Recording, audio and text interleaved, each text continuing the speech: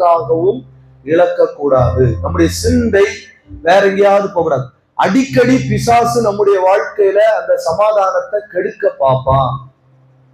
நீங்க கொஞ்சம் சமாதானமா இருக்கீங்கன்னு தெரிஞ்சாலே ஏதோ ஒரு வழியில யாரை கண்டோ அந்த சமாதானத்தை அவன் கெடுக்க பார்ப்பான். அதை நீங்க மறந்துடக்கூடாது. அல்லேலூயா.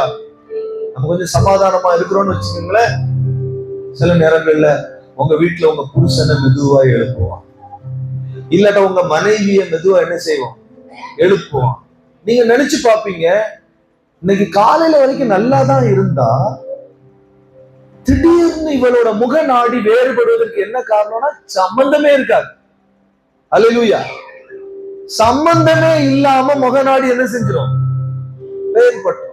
புருஷன் அப்படிதான், திடீர்னு ஏன் தான் ஒரு இப்படி ஆனாலும் தெரியல.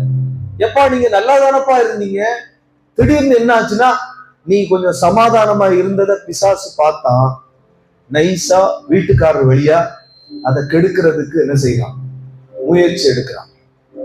ஒருவேளை உடன் பிறந்த சகோதரர்கள் சகோதரிகள் மூலமா அது வரலாம், இல்லாட்ட அக்கம் பக்கத்தில் இருக்கிற யாரோ ஒருத்தர் மூலமா வரலாம். எப்படியோ உங்களை சமாதானத்தை கெடுக்கிறது. உங்க பிள்ளைகள் சில நேரம் உங்க சமாதானத்தை கெடுப்பாங்க. அது எந்த நிலையிலையும் உங்க சமாதானத்தை யாரும் கெடுக்காம நீங்க பார்த்துக்கணும். அல்லேலூயா. ஆண்டவர் பீஸ் டு யூ. ஆண்டவர் நமக்கு என்ன கொடுத்திருக்கிறார், சமாதானத்தை கொடுத்திருக்கிறார். அல்லேலூயா. அதை நம்ம என்ன செய்யக்கூடாது, விட்டு தரவே கூடாது. அதாவது ஒரு பிரச்சனைய நம்ம சிந்தனைக்குள்ள நம்ம மனசுக்குள்ள கொடுக்கறதுனாலதானே அந்த பிரச்சனை, அந்த சமாதானம் இழக்குது. எதையோ ஒன்ன சிந்திக்க வைக்கிறான் பாருங்க, எதையோ ஒன்ன யோசிக்க வைக்கிறான், எதையோ ஒன்ன யோசிக்க சிந்திக்க வச்சு அந்த சமாதானத்தை என்ன செய்யறான், கெடுக்கிறான். சமாதானத்தை கெடுக்க கூடாது. மாமியார் பேசிட்டாங்க அப்படின்னு உட்கார்ந்து இரவு பகலா மாமியார் என்ன பேசினாங்கன்னு இரவும் பகலும் அதை தியானம் செய்கிற மனுஷன் மெண்டலாவா? புரிதான? உண்மைதான? அது என் புருஷன் என்னை இப்படி பேசினார் என்று இரவும் பகலும் அதை தியானம் செய்கிற மனுஷி அவள் மெண்டல் ஆஸ்பத்திரிக்கு தான் போகணும்.